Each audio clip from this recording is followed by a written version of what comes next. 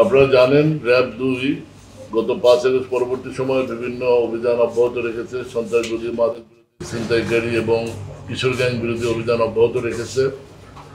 আমরা এই 5 আগস্ট পরবর্তী এখন পর্যন্ত আমরা আমাদের এই মোহাম্মদপুর এবং এওয়ার কেন্দ্রিক অভিযানে প্রায় 70টির মতো দেশি বিদেশি অস্ত্র, আগ্নেয়াস্ত্র উদ্ধার করেছি। প্রায় 1300+ আগ্নেয়াস্ত্র, গুলি, লাইভ অ্যামুনেশন আমরা উদ্ধার করেছি এবং এ সংক্রান্তে বিভিন্ন মামলায় অস্ত্র আইনে মামলা হয়েছে। আপনারা জানেন যে আমরা 20,000-এর বেশি ইয়াবা এবং প্রায় 350 কেজির উপরে গাঁজা আমরা এই মাদকদ্রব্য এবং অন্যান্য মাদকদ্রব্য উদ্ধার করতে সক্ষম হয়েছি।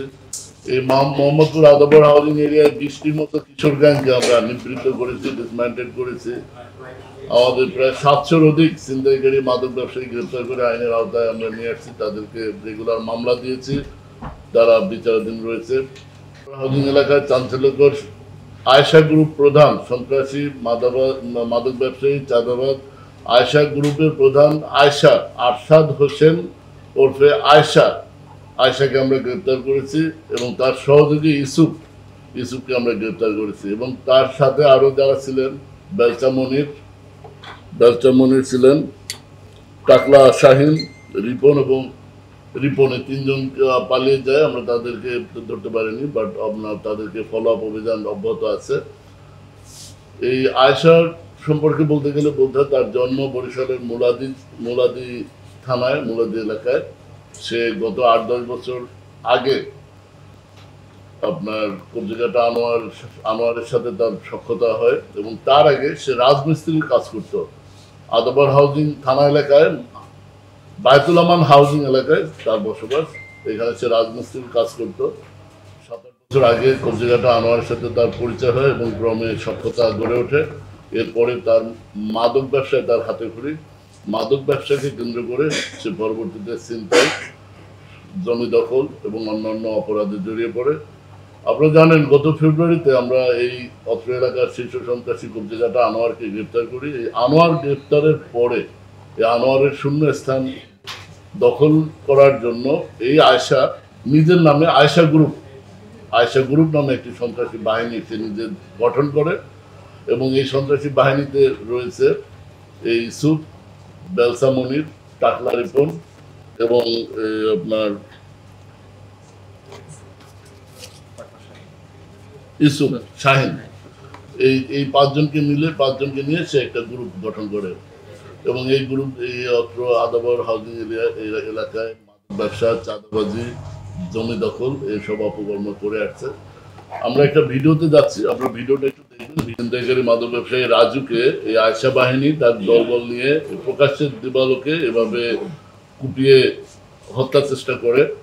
29 জুন এই ঘটনার পরে 30 জুন আদাবর থানায় মামলা হয় এবং এভাবে আয়েশা গ্রুপ তাদের উপস্থিতি জানান দেয়। তাদের যে মাদক ব্যবসার সাম্রাজ্য বা তাদের দখল, চাঁদাবাজির যে তাদের আয়েশা বাহিনী, এই বাহিনীর উপস্থিতি তারা জনসমক্ষে এভাবে জানান দেয়। এরপরে আমরা ফলো করি এবং ওই মামলার রেফারেন্স অনুযায়ী আমরা তাকে অনুসরণ করতে করতে গতকাল সাভার থানাধীন ভাকুরদা এলাকার একটি পরিত্যক্ত বাগানবাড়ি থেকে আমরা তার অন্যতম সহযোগী ইসুফ সহ গ্রেপ্তার করি এবং তার অন্য সহযোগী বেলসা মনির, টাকলা রিপন পালিয়ে যায়। তো যেটা বলছিলাম, এর বিরুদ্ধে বিভিন্ন আদাবর, মোহাম্মদপুর এবং পার্শ্ববর্তী থানাসমূহে 8টি মামলা আছে। এর মধ্যে হত্যা চেষ্টা মামলা, ডাকাতি চেষ্টা, ছিনতাই এবং চাঁদাবাজির মামলা রয়েছে। তো আমরা এই আয়েশা গ্রুপ সহ আমরা জানেন যে আমাদের এই সন্ত্রাস বিরোধী অভিযান, কিশোর গ্যাং বিরোধী অভিযান এবং মাদক বিরোধী অভিযান আমাদের অব্যাহত থাকবে। আপনারা জানেন আমরা এই জেনেভা ক্যাম্পের যে চুয়া সেলিম, চোরা সেলিম, বুনিয়া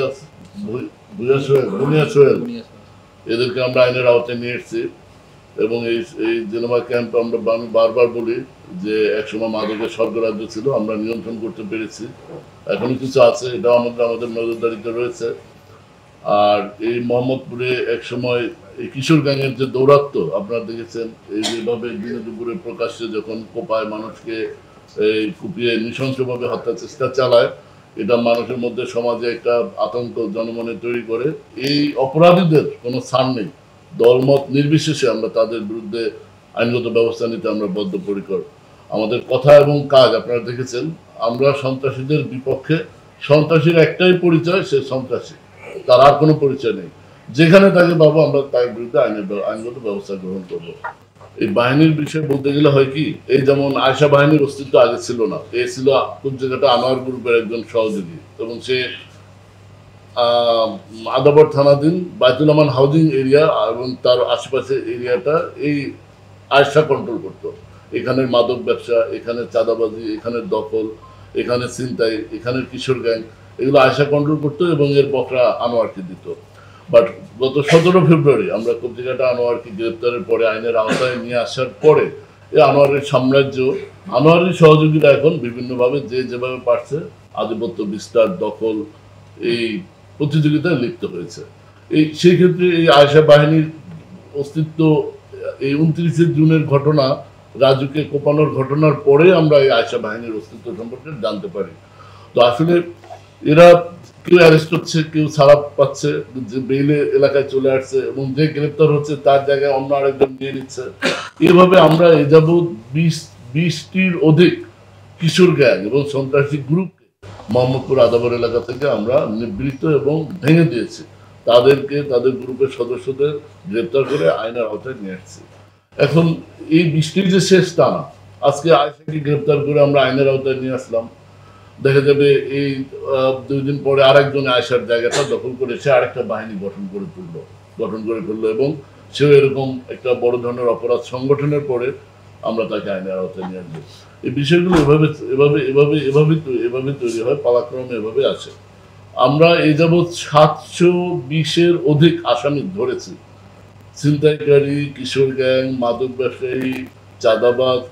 আমি গত 5 আগস্ট পরবর্তী এখন পর্যন্ত 720 জনের অধিক আসামি গ্রেপ্তার করেছি, এবং এরা প্রত্যেকেই কোনো না কোনো কিশোর গ্যাং গ্রুপের সদস্য, কোনো শীর্ষ সন্ত্রাসীর সদস্য, কোনো বাহিনীর নামের সদস্য, এবং ওই সদস্য ওই গ্রুপের আন্ডারে এই অপকর্মগুলো তারা করত। আমি একটু ভিন্ন মত পোষণ করবো, চাঁদাবাজি এখন নেই, আছে, যেটা আছে সেটা হলো ছিনতাই, কিশোর গ্যাংয়ের দৌরাত্ম্য এবং মাদক। আমরা চেষ্টা করছি, আমরা তৎপর রয়েছি, আমরা আশা করছি অচিরে, আপনারা দেখছেন আমরা কাজ করছি, ইনশাল্লাহ আমরা আমাদের সাধ্যমতো যত কমানো যায় আমরা কমাবো। আর ফেব্রুয়ারি মার্চের দিকে আপনারা দেখেছেন টিভি পত্রিকায় এই মোহাম্মদপুর আদাবরে প্রতিদিন প্রকাশ্যে চাঁদাবাজি হতো, ছিনতাই হতো, এবং অফিস ফেরত যুবক, স্কুল ফেরত বাচ্চা নিয়ে মহিলারা বাসায় আসা যাওয়া ফেরার পথে ছিনতাইয়ের শিকার হতো। এখন তো এগুলো নেই, আমরা বন্ধ করেছি। আমরা মোহাম্মদপুরের আদাবর এই এলাকার প্রতিটা রোডে যারা ছিনতাই করে তাদের নাম ধরে আমরা তাদের গ্রেপ্তার করে আইনের আওতায় নিয়েছি। 720-এর অধিক আসামি আমরা গ্রেপ্তার করেছি। আমরা চেষ্টা করছি, আপনারা জানেন, আপনারাও আমাদের এই অপারেশনের কাজে সহযোগিতা করেন, আপনারা সবই জানেন। আমাদের চেষ্টার বিন্দুমাত্র ত্রুটি নেই। আমরা আশা করছি ইনশাল্লাহ আমরা আরো ভালো কাজ করতে পারবো। হ্যাঁ, বিদেশি নম্বরগুলো আসলে শনাক্ত করা ডিফিকাল্ট, এটা প্রযুক্তিগত একটি বিষয়। এটা আমি বিভিন্ন টেকনিক্যাল কারণে ডিসক্লোজ করতে চাচ্ছি না, বাট বিদেশি নাম্বার মানে বুঝতে হবে সে নিজেকে, এটা ফেকও হতে পারে, আবার সত্যও হতে পারে। অনেক সময় নিজের অবস্থান লুকানোর জন্য বিদেশি নাম্বার, হোয়াটসঅ্যাপ ব্যবহার করে। আপনারা জানেন আমি এই ধরনের একটা অভিযান করেছি, এক আদাবর হাউজিং এরিয়া থেকে এক আসামিকে গ্রেপ্তার করেছি, এবং তার বিরুদ্ধে বিটিআরসি আইন অনুযায়ী মামলা হয়েছে। সে অবৈধ সিম, অর্থাৎ অপরিচিত থার্ড পার্টি, ফোর্থ পার্টি, অপরিচিত লোকের এনআইডি ব্যবহার করে সে অবৈধভাবে অন্যের নামে সিম উত্তোলন করে আরেকজনের কাছে বিক্রি করত। একটা সিম 3000, 5000 যার কাছে যা নিয়ে পারতো বিক্রি করত, এবং ওই সিমটায় হোয়াটসঅ্যাপ অ্যাক্টিভ করে দিত। অর্থাৎ আপনি ধরেন আপনার নিজের পরিচয় এনআইডি ব্যবহার ছাড়াই আপনি একটা হোয়াটসঅ্যাপ নাম্বার ব্যবহারের সুযোগ পেলেন।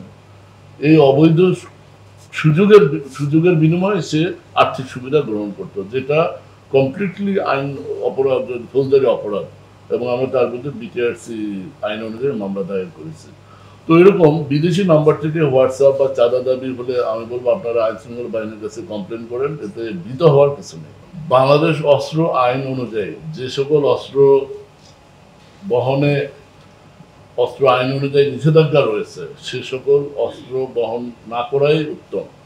সে সকল অস্ত্র বা দেশীয় অস্ত্র আমি বলবো এগুলো যদি আইন সম্পর্কে জানতে হবে, কারো কাছে যদি অস্ত্র আইন অনুযায়ী 8 ইঞ্চির বেশি বা আইনে অন্যান্য শর্তাবলীর বাইরে অনুযায়ী যদি কোনো দেশীয় অস্ত্র কেউ বহন করে সেটা তো অপরাধ হবে। এই অপরাধ নির্মূলে আমরা সচেষ্ট আছি। আপনারা জানেন যে এই 5 আগস্ট পরবর্তী সময় র্যাব 2 আইন শৃঙ্খলা রক্ষার জন্য তৎপর রয়েছে এবং শুধু র্যাব 2 না, বাংলা র্যাপিড অ্যাকশন ব্যাটালিয়ন সার্বিকভাবে আপনার আইন শৃঙ্খলা রক্ষার জন্য নিয়োজিত রয়েছে। আমাদের এই প্রচেষ্টা অব্যাহত থাকবে।